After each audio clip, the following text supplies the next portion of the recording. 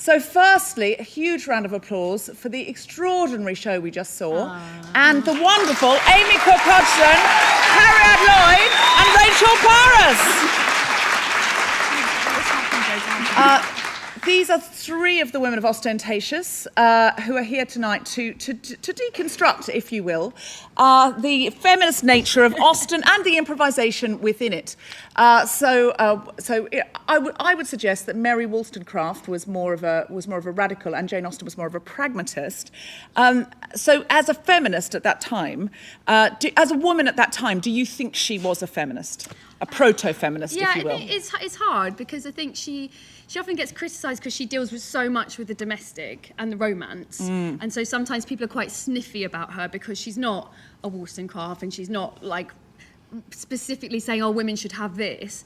But I do think she writes strong female characters that are feminist. She doesn't necessarily always shout about it. And do you think she was just playing the game of, for a woman to get independence, any sort of independence or any sort of social mobility, she had to get married, and that was almost a woman's profession? Yeah. I think that she had a good imagination anyway, but that was the world, you know. So I think she was, for the boundaries that she was working in, she was stretching those boundaries so far, you know, by her female characters, you know, rejecting men because they did not meet the standards of her characters, men who were like far, you know, above their social station. I think some of her even thought of like her traditionally weakest characters like Fanny Price is still like so ballsy in saying, no, I will not have you, even though you're so far like financially above me. They had their standards. They knew what they wanted and what they didn't want. So yeah, I think, yes, it was about marriage, and yes, they did get married, but for where it was, yeah, I think it was really feminist. So Emma says in Emma, the titular character, if you will, says, I have none of the usual inducements of women to marry. Were I to fall in love, it would be a different thing. But I have never been in love. It is not my way nor my nature, and I do not think I ever shall. And Jane Austen herself, she never married. She turned down a proposal, didn't she? Yeah, she did, yeah. But I think she herself was a huge feminist in her own personal life. To be writing at that stage was obviously just not done as a woman.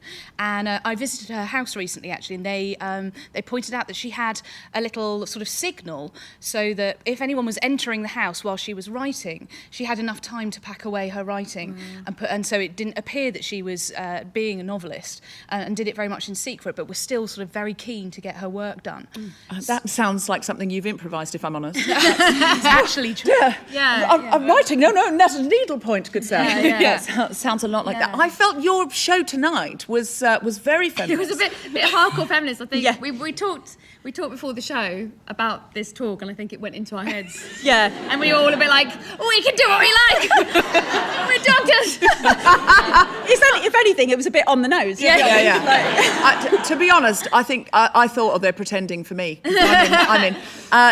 But it really did feel like you were able to play with some of the conventions, because you, as young, modern, contemporary feminists, are having to play with these social mores and these restrictions of the period, but also put your own values on the stage.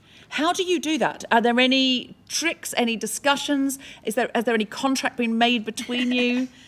I don't think there are definitely no tricks. We don't pre-decide anything in the show. But I think we all know what our values are off stage, if you like. And so when it comes to storytelling, if there's a moment where a female character can have a moment of self-reflection or a moment to grab her own identity or whatever, then we allow that to happen. And it's quite fun to be in a show that allows us to play within the constraints of 1814, but also bring in an element of contemporary modern struggle that women have, and sort of merge the two together. Yeah, we've definitely in rehearsals talked about the tension between how women behaved in 1814. So, for example, if you read like any of the etiquette, like a woman can't touch a man, a woman can't instigate anything. She's basically... You didn't really restrict yourself that way. If anything, and if you are watching this video independent of having seen the show, you have no idea. There was finger sucking, and I assume you've discussed, Amy, with your fellow actors what the limits are. It's happened before. Not finger sucking, I don't know. I don't know. I think I've probably. You might suck I feel like the punishment for our rogue character, our Willoughby, if you were tonight, was to be taken off into a cupboard to have his fingers sucked. I mean, by the head of the General Medical Council who had tentacles. So Amy wasn't... well then. Yeah. I'm so sorry. I hadn't taken that into account. I think that's what the fun is of the show for us, is that we make, when we're rehearsing, we talk about, like, well, there's a world of 1814, and then there's Jane Austen's world, which does break those rules, and then there's improv and us, and we can break them again. So then we can all be the General Medical Council who molest Daniel. I did just apologise to him. I had that thing of, like, if that was 3 men and a woman, that would have been really awkward. But it's all right, it was 3 women. Well, the patriarchal structures are such that it is not the same when it happens the other way. But I did see a few times a couple of you checking in just to check that he was all right. And he seemed to be laughing. Your Honour. And So I think sometimes, and before when we had early on, when we would try and behave like Jane Austen ladies, the scenes wouldn't move forward because often, the men of our show are brilliant improvisers, but they're modern men, and so often they would maybe not instigate a romance in a scene, and then we would be like, well, we can't instigate it because we're being Jane Austen women, and they can't and so you'd have a scene where you're like, oh, we should have kissed, why didn't that happen? We had like a little run of shows where there were so many lesbian relationships because we were so fed up of waiting. I know that feeling. I know that feeling. Ladies, we do know that feeling. But that is an example, so there's bits of the Jane Austen style that I think we like to play with, not necessarily saying things out loud, kind of the etiquette of it, and playing with the conventions of where women were in those times, but also there's elements that obviously we want to stretch out, like lesbian relationships, and also valuing sort of female friendships, sisterhood. I think Jane Austen absolutely does that, but we will forego a marriage often at the end of a show. We've had it many times when a proposal has happened and the woman's been like, not so fetch much. me my smelling salts. Really. Well, as Emma said, if I don't need to marry, then I'm not going to marry. And Jane Austen herself didn't marry, so I think turning down a proposal is very much in the genre. But I was very pleased tonight that although the wrong matches weren't made, ultimately the right one was, and I thought that was very, very satisfying. And there were times in the show tonight where certainly when there was an argument that broke out between the two sisters, the audience were genuinely affected by that, and they were genuine. There was gasping, there was gasping, there was groaning, it was proper noises. Just give us a cheer if you made some sort of audible noise at the drama of that. That's right. But that wasn't the noise you made. No, it wasn't the noise you made at the time. But I really liked that we were invested enough in the characters, and you knew when to play and push on the story beats, and then you knew when to have a bit of fun in a horse and carriage. With a horse and carriage. We try and mix it up because you don't want, it's a comedy show, so you don't want all silliness, and also we have to honour Jane Austen. She is someone who values and uses romance so skillfully. So I think it would be foolish of us just to be like, oh, the romance doesn't count. It's it's really part of that genre, so we have to respect that. And female friendship and sisterhood is a massive part of the genre, so we really try and give that space. Oh yeah, it's what we've all come out for. We would there'd be some people asking for their money back had there been no romance at all. Because it is very much baked into the genre, and it's always that balance of what we're hoping to see, what you've promised, and then what can be a surprising twist that we weren't expecting to see. And I think you played that out very well. How is it playing men as young contemporary feminists? Is that an opportunity for parody? Well, as you can say, tonight we tried to go just very naturalistic. One of the things about this show, so we all do other improv and not in costume.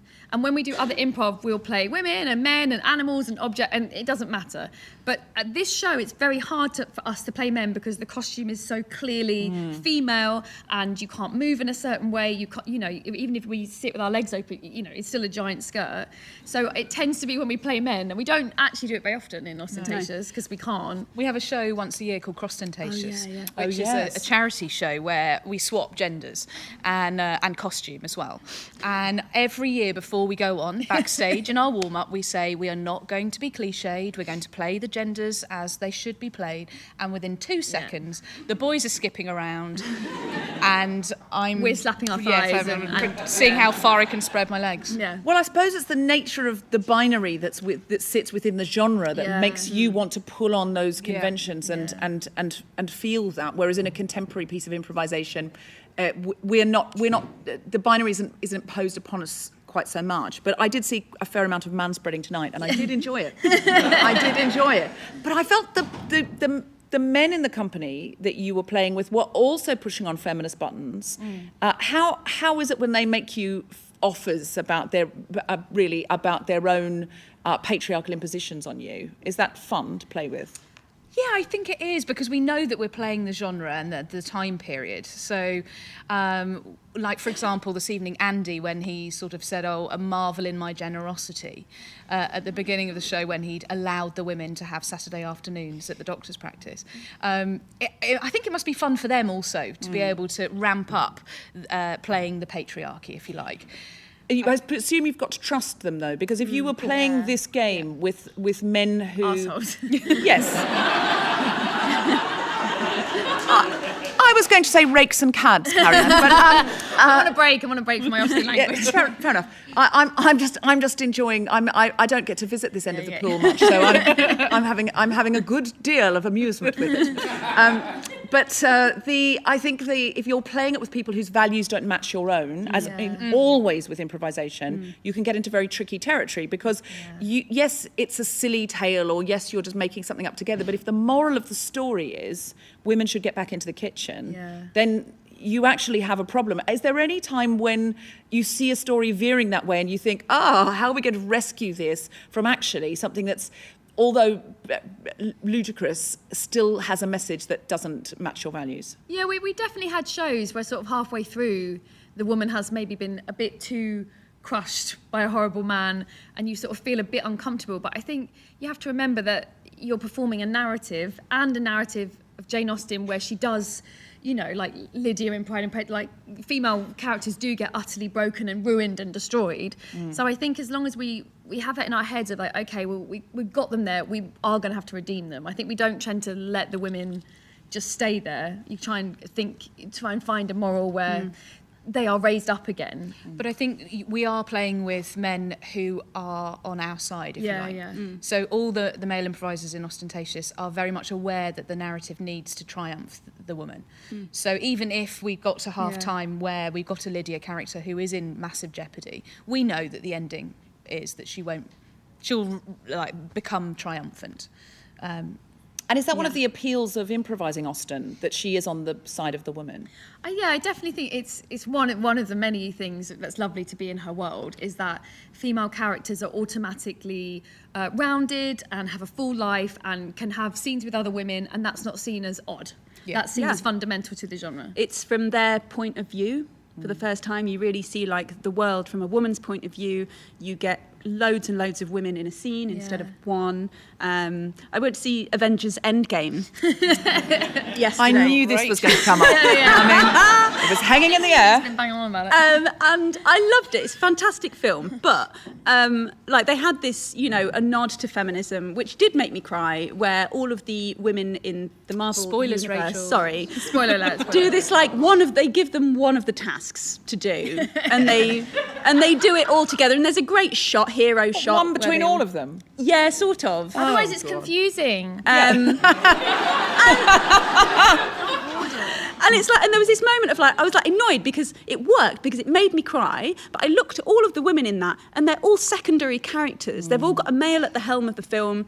You've got Iron Man. I know this is aside from Jane Austen, but my point is that this is now, and Jane Austen in 1814 was doing so much better.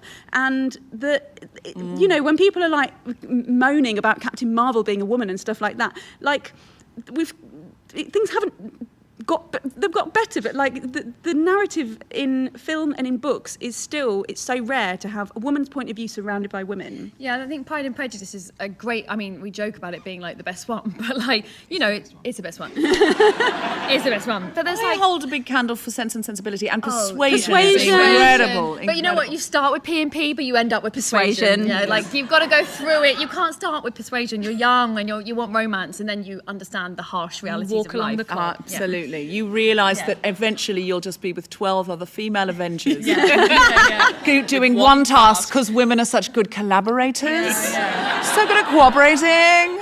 But it's interesting because, like, Pride and Prejudice, you know, there's 5 sisters and they are all completely different characters. It's not confusing that there's 5 women at the, you know, the heart of that story, and a mother character and a female cousin friend in Charlotte.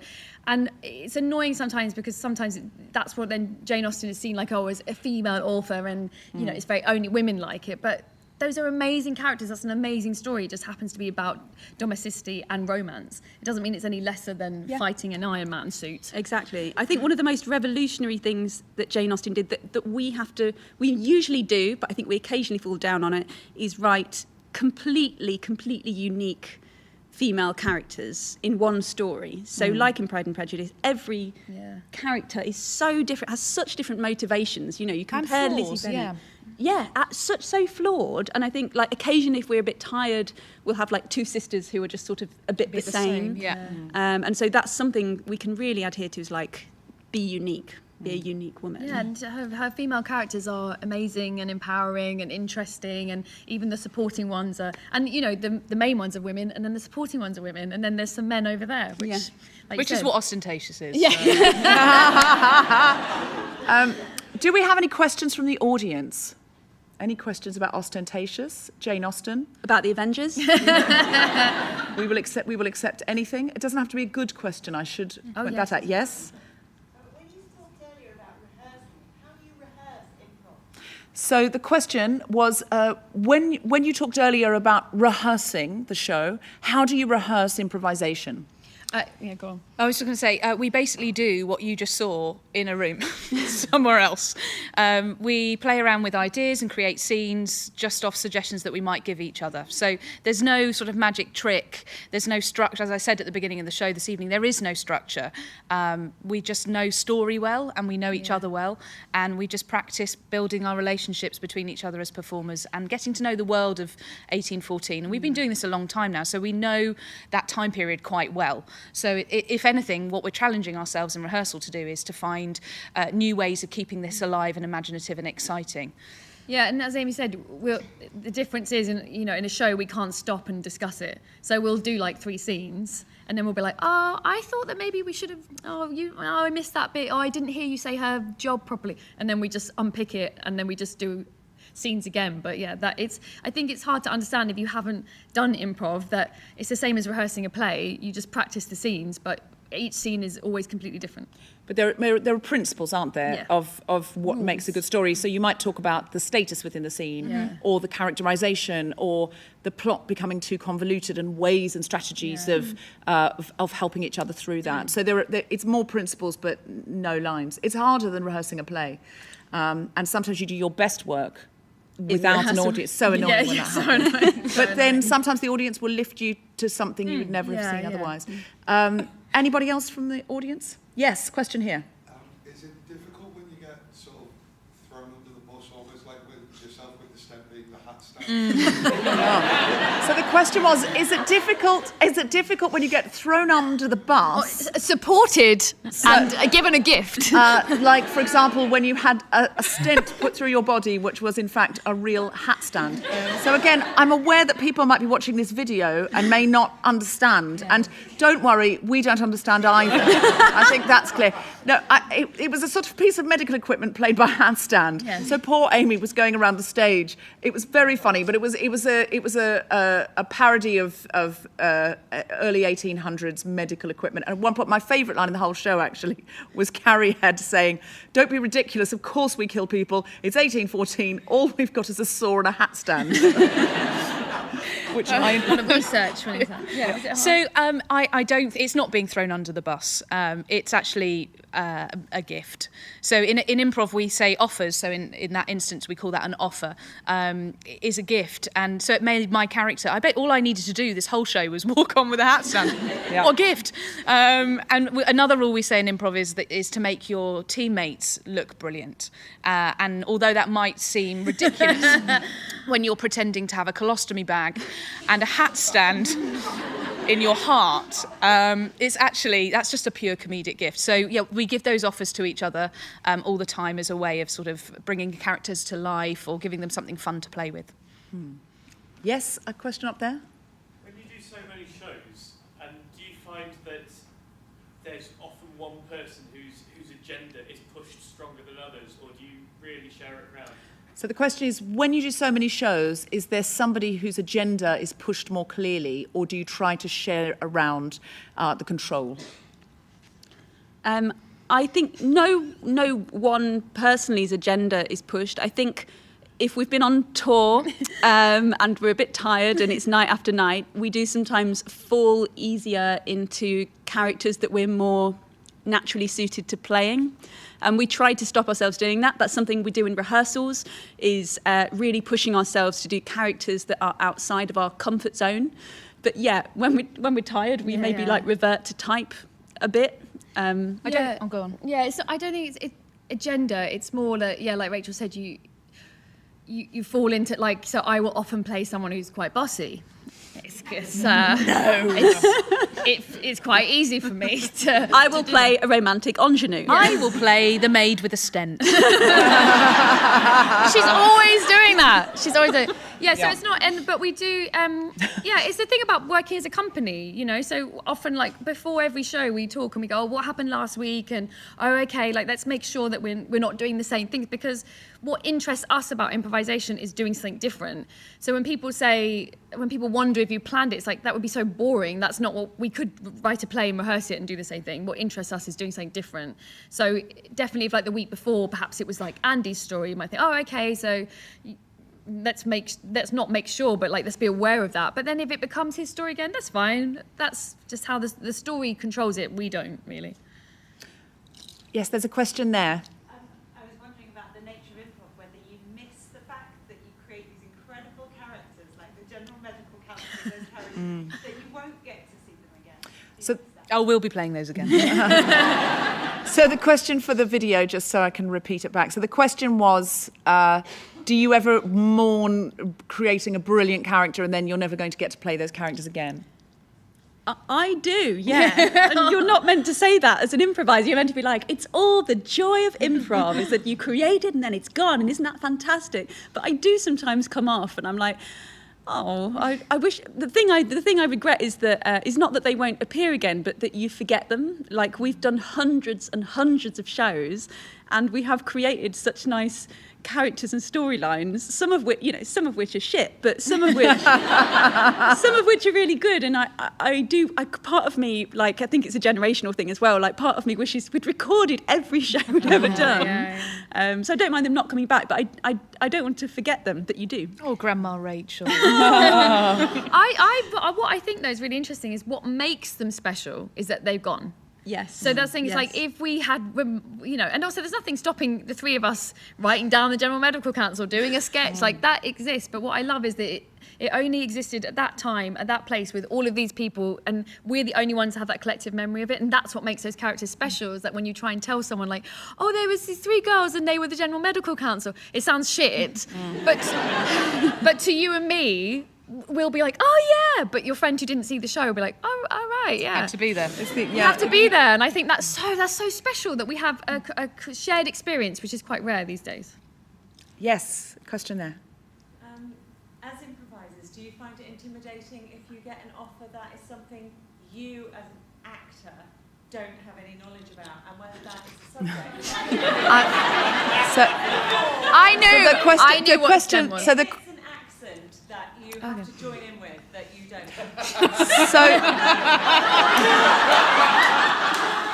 So the question was, as an improviser, do you get intimidated if there's an offer from the audience you know nothing about? So luckily tonight, all of these improvisers had a basic, first year medical degree standard, all A-level biology, obviously. And the other thing is if an accent's thrown at you that you can't do, how do you cope?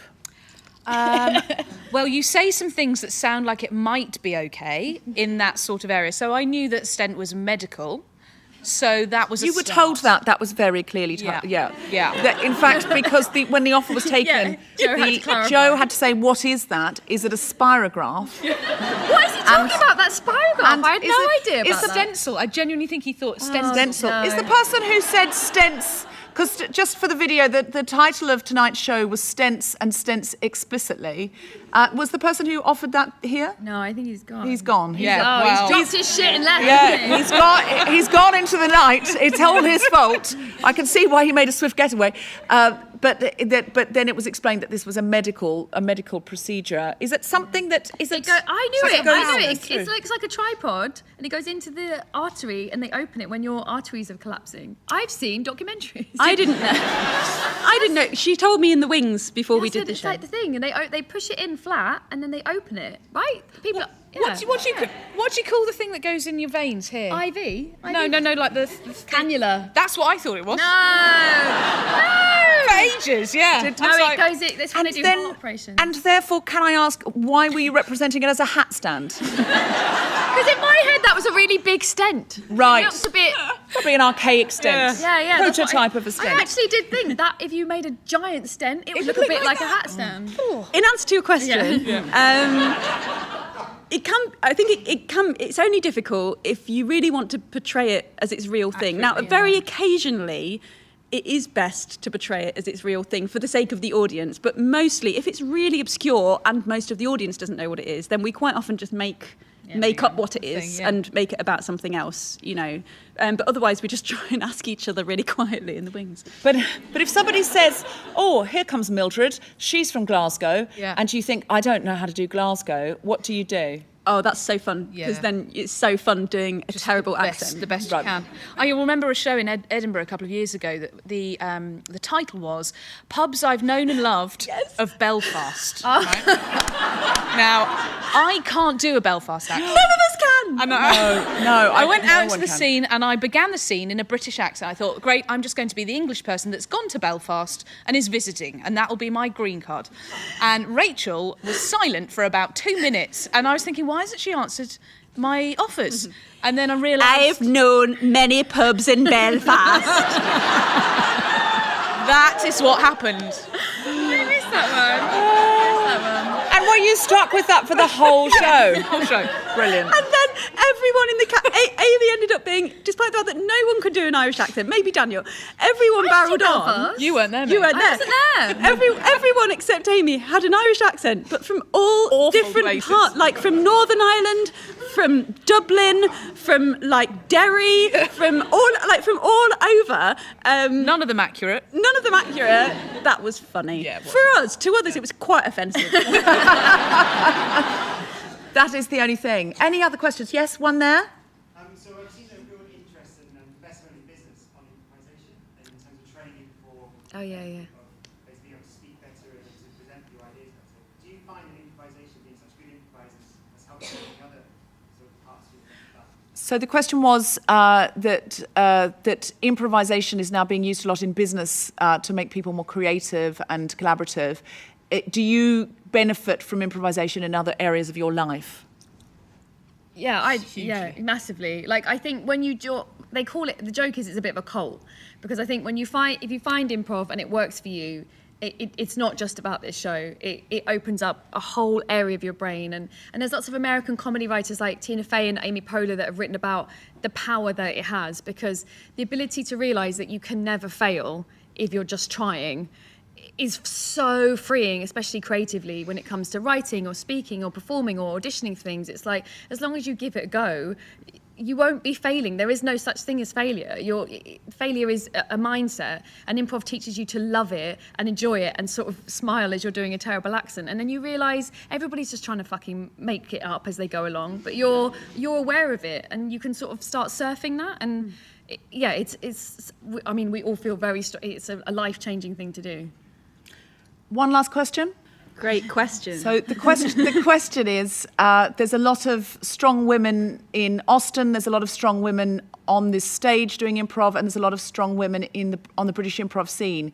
Could you talk about why women now are smashing it in improv? Just really fucking Just good. great.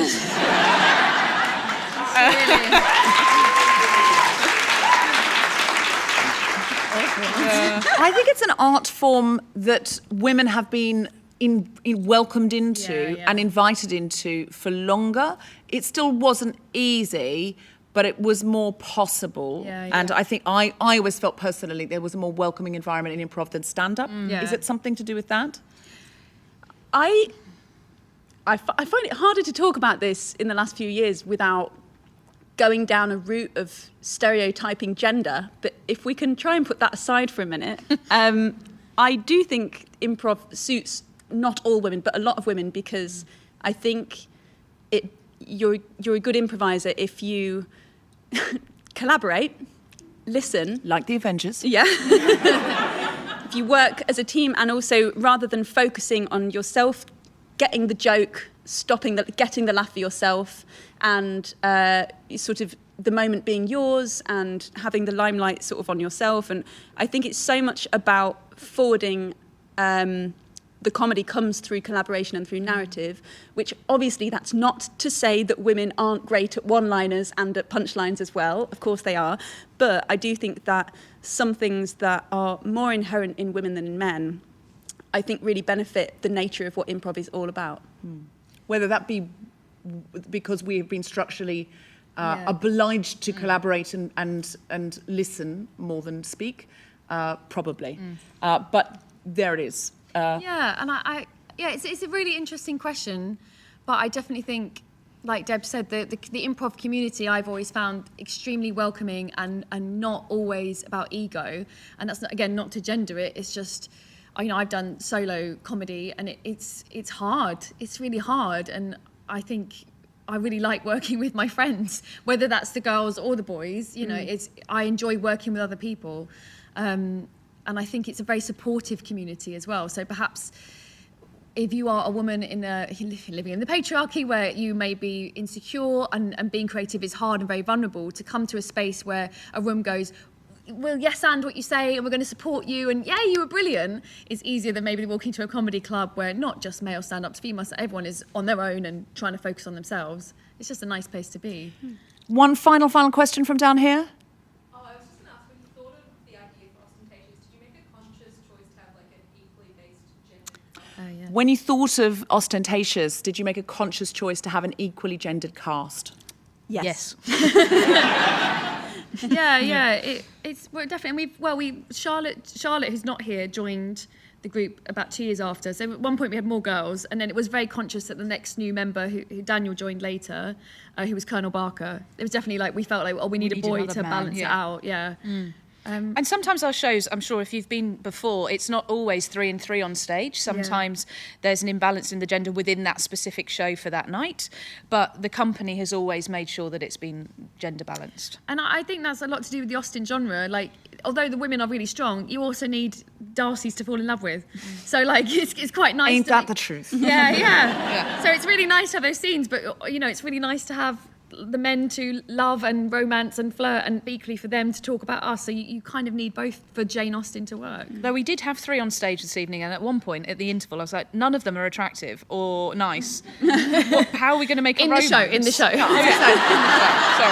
That's a little demoralising to say at the interval, isn't it? None of you are attractive or nice. Yeah, because in the interval we were like, Joe's cat, the industrialist, is nice, and Andy was like, he's not nice, he just murdered a child. We're like, very low standards in 1814, very low standards. Well, as Anne Elliot said in Persuasion, my favourite, men have had every advantage of us in telling their own story. Education has been theirs in so much higher a degree. The pen has been in their hands. I will not allow books to prove anything. And so I really do feel that Jane herself, God bless her, would be so delighted and approving that you three women and Charlotte Gittins have taken into your hands the story and have in fact even thrown away the pen over your shoulder to live out these wonderful full-rounded female characters that you bring so much joy to audiences with all over the country. Thank you so much for your show tonight and also for your time in answering these questions. Thank you so much.